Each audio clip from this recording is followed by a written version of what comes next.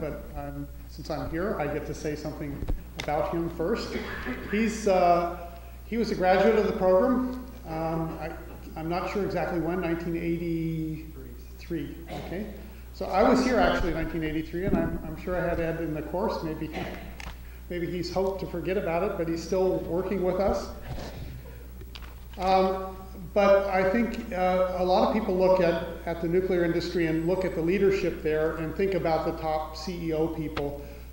Ed has really made a major difference without being CEO. I think an even more important difference by interacting very, very strongly with nuclear educational programs, but even more strongly with the students in those programs, and particularly with the undergraduate students. This is, of course, the future and the lifeblood of what the utilities are going to need, including Exelon. But it really takes a special kind of character to have that kind of commitment to be here virtually continuously, several times a year, working with our undergraduates. He was the person who helped really reestablish an intern program at Exelon over the years, not just with us, but he started with us. And this has been a huge benefit for our students. And so while you think of leadership in the industry as something that's top-level management things, the more important part of the leadership in the industry, which Ed is the epitome of, are the people who are willing to reach out to the students who are developing students and give them the opportunity to find a career path in the industry. And so with that, I'll ask Ed to come up and share with us some remarks.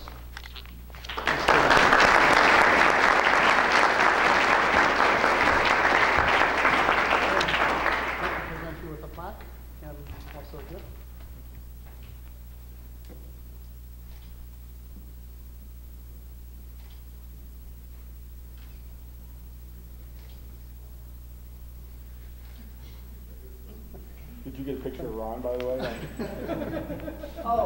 Yeah. So I should mention also Ed's here with his wife and family today. So I hope.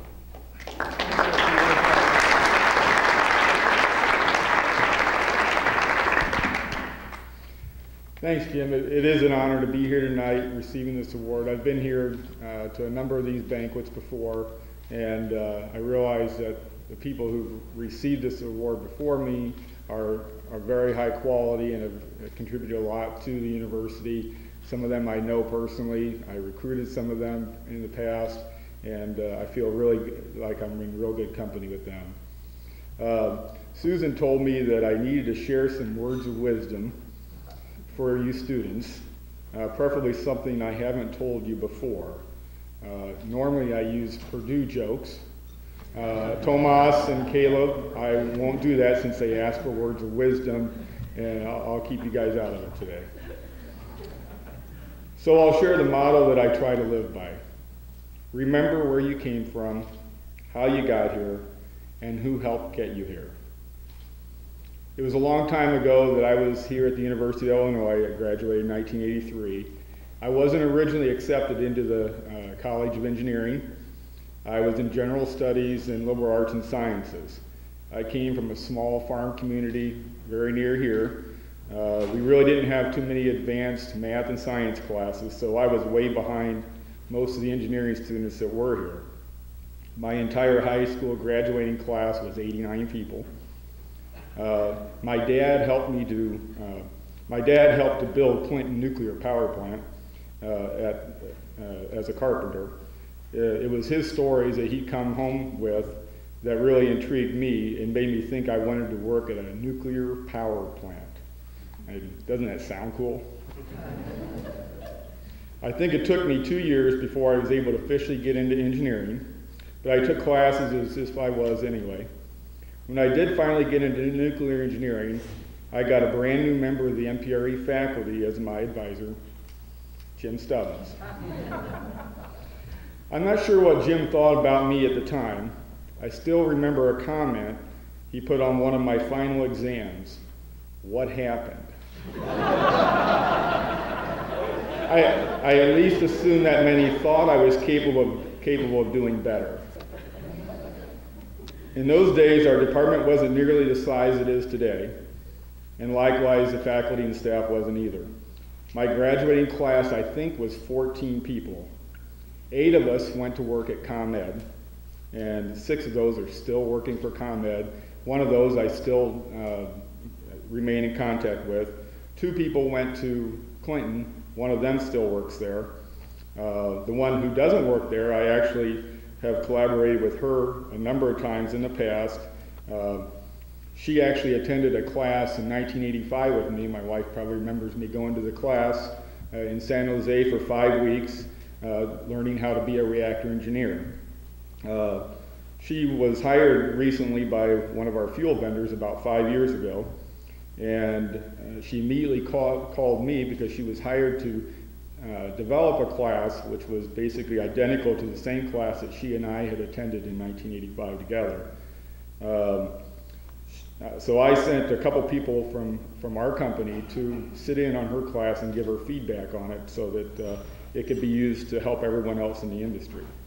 I guess that kind of shows a lot about what our industry is about. Of course, there's one thing that hasn't changed much here. That is the camaraderie that existed in the department. I still see some of the same faculty here today that were there when I was here. George, Barclay's here, Roy's still here, and Jim. They instilled camaraderie in all of us, and I still sense the same thing here. I mean, all you have to do is see, coming to these banquets, you see it. I see it when I'm on the campus and talking with all the students. Of course, when I was in school here, I didn't realize how great I had it and how blessed I was to be able to go to school here and learn from many of the pioneers of our industry. Come on, that's not really the type of thing that an 18-year-old from a farm town really wants to do when they have left mom and dad for the first time.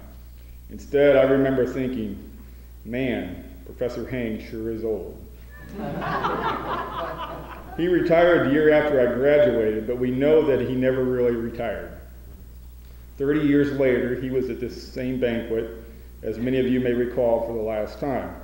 He loved this department that he had helped build. Little did I know back then that I would be the director of nuclear fuel management for Exelon and in a nuclear power industry where we were using many of the same models and codes that he helped develop.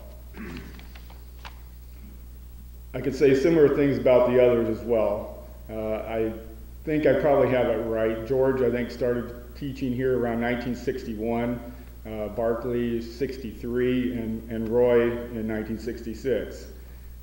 I know they're beloved by their former students. In fact, many of Barclay's former students contributed to the establishment of fully funded endowed fellowship that's used to give scholarships to youth students. A similar fund has been started for Roy. I recently challenged Exelon colleagues who are NPRE grads to contribute to the fund and got a lot of responses back from them saying what a wonderful teacher they remember Roy being, and they also complained about writer's cramp taking notes during his classes. So many of those people contributed $500 each to that fund in order to help scholarships for you guys. And John Kelly, I don't know if John, I haven't seen John here today, but John actually told me what was really unique about it was many of the people that were contributing to that fund have never contributed here before. So it really showed how much they really thought about Roy. Then there's Jim. He's been awarded many accolades for teaching and research. I won't go into those. More important to me, however, is the leadership he's provided here to NPRE over the 16 years as department head. We've added numerous faculty and staff, and no one ever could dream what size the department's become as far as students go. Additionally, he and the rest of the faculty and staff here work tirelessly with employers like Exelon to build relationships that will benefit every one of you students. Over the years, I've also worked with Becky. She knows exactly the types of students we like, and we're talking about all the different employers, and she makes sure she matches us up with the right students that she thinks are a good fit for all the different employers. The common theme here is obviously that the NPRE department is a family to many of us. People like Dan Hang, George, Barclay, and Roy have devoted the majority of their lives not only to nuclear engineering, but to each of the students that have passed through their classroom and laboratory doors. Today, you students probably don't realize what all the faculty and staff here do for you. My son and daughter are here today. They went to Butler University. I met a professor there that I'm pretty sure my son would tell you, and I know we were just talking about him today, that he would tell you that faculty person there was more than just a teacher to him. He was a role model for them to follow, which many of the professors that are here are exactly that for you. When I was a student here, I didn't realize all that they were teaching me. It was much more than academics. They showed me what passion for your profession is, and more importantly, what impact can be made by giving that same passion to their students. The successes that they achieved in this industry are not limited to what they've done in the lab or the classroom. They influence so many students, including me, who have gone on and had our own achievements. Like them, I think about all the people that I have come in contact here on this campus, as well as some of those lesser campuses, and what potential impact I might have on their career ambitions and decisions. I realize that my individual achievements are dwarfed by the achievements all of those people will have during their careers, whatever they choose to do. Leaving a lasting legacy is my most rewarding accomplishment. Connecting with those students here on campus during their internships and during their professional lives is really rewarding. Being here tonight receiving this award is something that I value and appreciate, that Exelon's given me the opportunity to do what I do here, and also that you guys welcome me with open arms. So 10 or 15 years from now, when you're making some great discovery at Los Alamos Lab, rising the Exelon corporate ladder, maybe partner at Sargent Lundy, or starting your own company like Starfire Industries, don't forget where you came from, how you got here, and who helped get you here. Thank you.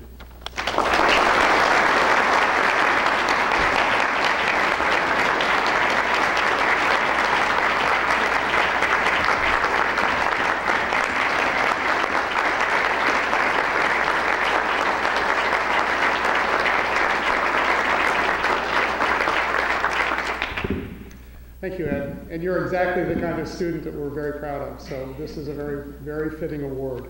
And for all that you've given back to the department over the years, we're tremendously appreciative of that. And in the future, too. So. Okay, and that's the program for this evening. I want to make sure, again, to thank